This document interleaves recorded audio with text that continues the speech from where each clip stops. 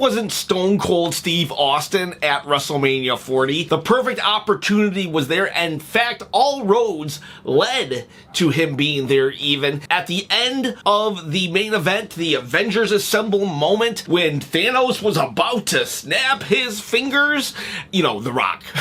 The lights went out, and The Undertaker appeared, and where was Stone Cold Steve Austin at WrestleMania 40? The moment it was primed, it was pumped, it was ready, and the lights went out, and it was The Undertaker. Now, don't get me wrong, I love The Undertaker. That streak meant so much to me, and when he lost it, oh, my heart was broken to this day. You ever lose your first love, and there's a part of you that never got over it?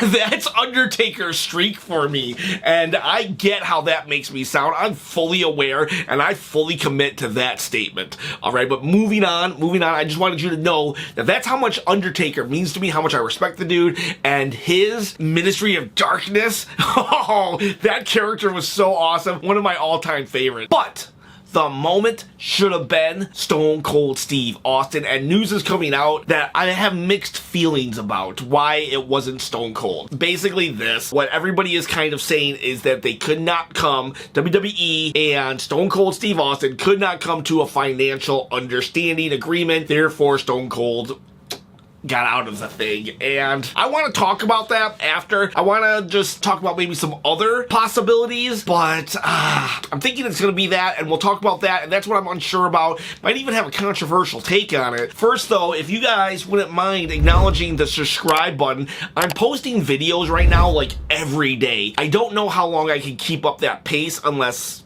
this channel gets monetized, honestly, because I have a 40, 50 hour a week job, plus a side hustle, plus I'm a dad. So if you could just help me out, acknowledge that subscribe button, I'm going to pump out 4 to 7 videos a week regardless, and it would just be super cool if you guys liked the video, shared the video, commented on these videos, so at least I can be like, you know what, maybe I'm not getting paid, but, you know, it's entertaining some people, and that's what it's all about at the end of the day. That's what it's all about. And in fact, that kind of leads into my final point on this matter. I didn't even try to do that, but let's go on. So first off, why should it have been Stone Cold Steve Austin? Well, if you look at the Raw where Cody Rhodes just got beaten to a bloody pulp and he's getting whipped by the belt for Mama Rhodes, you can see the production truck has John Cena, Trish Stratus, and Stone Cold Steve Austin. So yeah, there was no Trish Stratus that showed up, so you can make the argument, well, you know, but WWE doesn't do anything, especially Triple H, he doesn't do anything without reason, and that was kind of an Easter egg, kind of like foreshadowing, and we did get John Cena, so that was awesome, but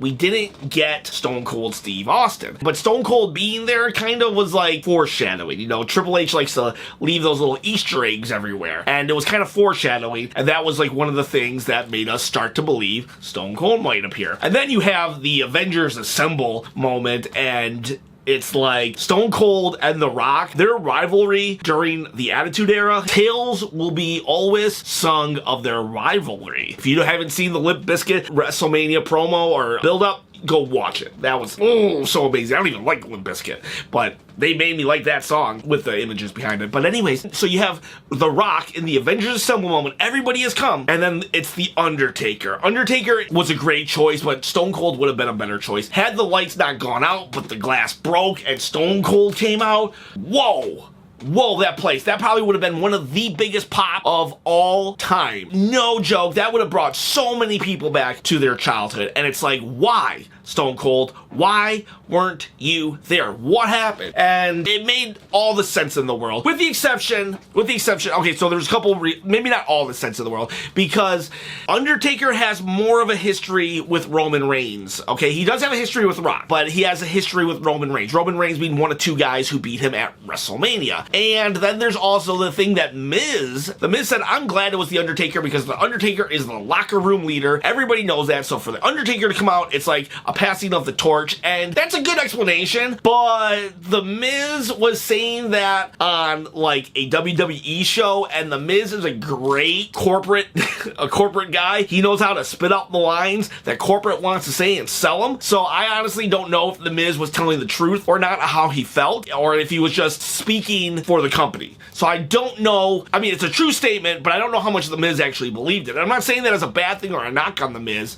That's his company. My company tells me, pays me to say something, I'm gonna say it. Whether or not I believe it. I'm gonna make it sound like I believe it though. You know, that's just how it is. We live in that world. So, anyways, so then why didn't he do it? Okay, so there's two possible reasons before the final reason that I'm actually kind of tending to believe. So 3 reasons altogether. The first reason is, it's a good one, and I hope this is the true one. It's that Stone Cold Steve Austin did not want to take away from Cody Rhodes' moment. It was such a big deal that Stone Cold felt that he would overshadow Cody Rhodes. And I could see it happening, because if you look, The Rock definitely overshadowed Roman Reigns during the whole build-up. There were a couple of moments that, you know, Roman, he did have that moment when he grabbed the microphone and said, I need something from you, Rock. I need it. I need you to acknowledge me. And The Rock acknowledged him. That was a, ooh, chills. But I don't know. I think they would have told Stone Cold, and even if he would have thought that, I think Triple H or somebody would have told him anyway, if it's not you, it's The Undertaker.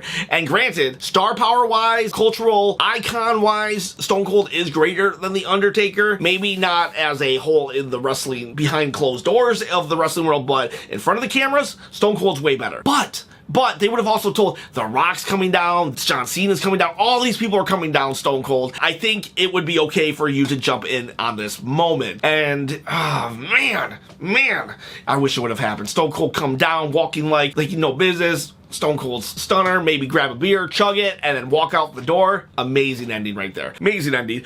But if we go under this line of thinking, it would be Stone Cold saying, I don't want to overshadow Cody Rhodes. I want him to completely have his moment. And I would be like, okay, that's a real good human being, heartfelt response, thinking, and I would say that I disagree looking at how it all played out, but hey, hindsight's 2020. Stone Cold didn't know that. If that was the reason, I fully 100% support and respect that.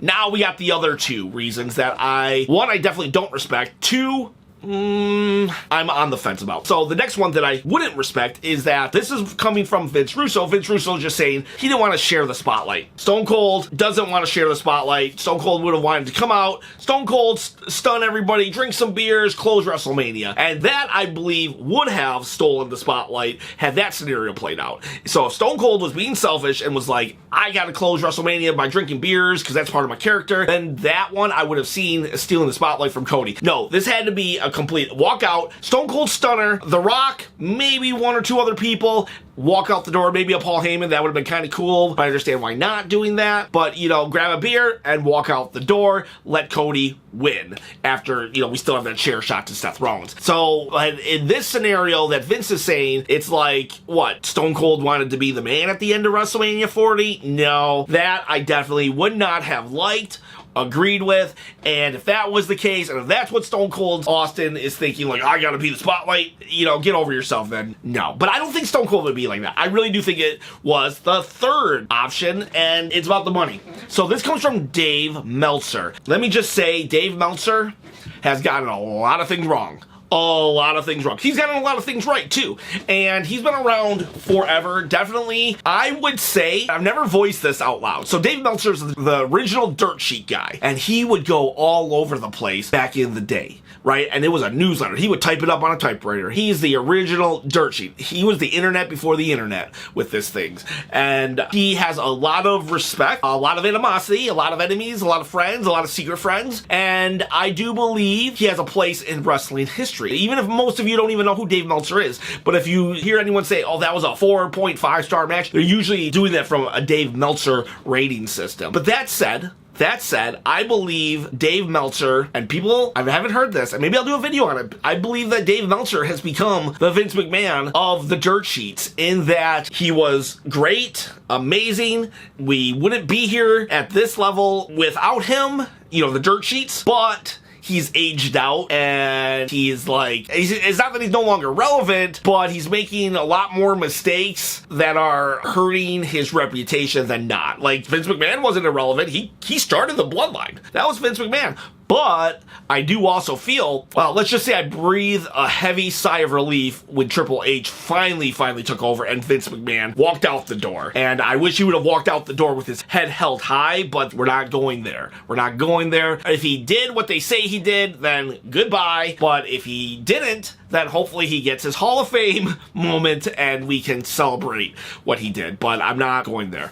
So anyways, Dave Meltzer, who gets a lot of things wrong, but a lot of things right, did say that it was all about the money, that WWE and Stone Cold Steve Austin couldn't come to terms about the money. And I would say this is a very, very unfortunate, and it's hard for me to say selfish, because at the end of the day, that's someone's business with someone else's money, and that's a wrestler, actor, whatever you want to call him, that can make his own decisions and doesn't really owe Ken Skinner anything. I mean, what does he owe me? We never met. I don't know the guy. On the other hand, I'm a fan. We are fans. There were, what, 4 billion views? 4 billion fans? Well, probably not 4 billion fans because a lot of people watched it over and over again, but there were a lot of views on the Peacock. There was people who paid money, and that throughout the Attitude Era. Who do you think made you who you were, Stone Cold? It was us fans. It's like, do you owe us anything?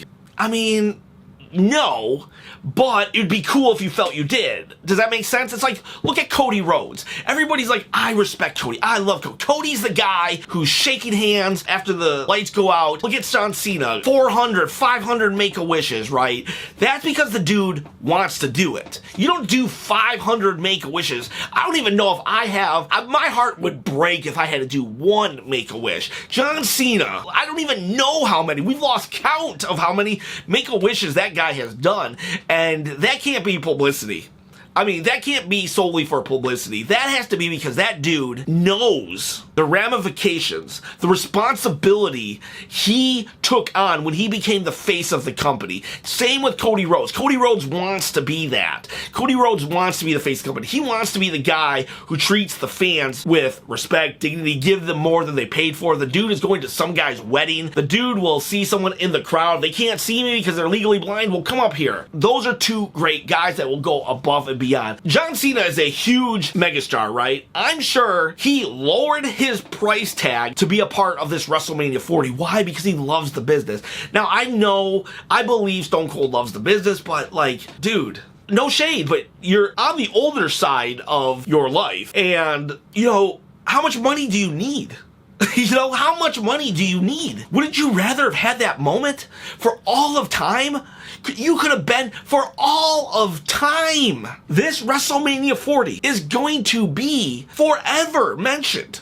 They still reference the body slam of WrestleMania 3. 37 years later, Stone Cold, they would be referencing when you came out and stunned The Rock, and you couldn't get there because of money. Now, there is a flip side. Okay, TKO, well, just pay the guy. Biggest WrestleMania of all time. Just pay the guy whatever he wants. He's earned it. You know, if he wants an extra $2 million for 90 seconds worth of work, who cares? Give it to him. Give us fans what we want because we're spending so much money. Wrestling is cool again, right? We're spending so much money that, man, why couldn't anybody, both of them, TKO and Stone Cold Steve Austin, I'm not really mad at them. Maybe I am. I'm mad at the moment that was missed. The moment that would have been replayed over and over and over again. That would have been such a moment. I'm a capitalist. Stone Cold, he doesn't owe us anything. He's not obligated to do it. But on some levels, maybe he is because of where we got him. I mean,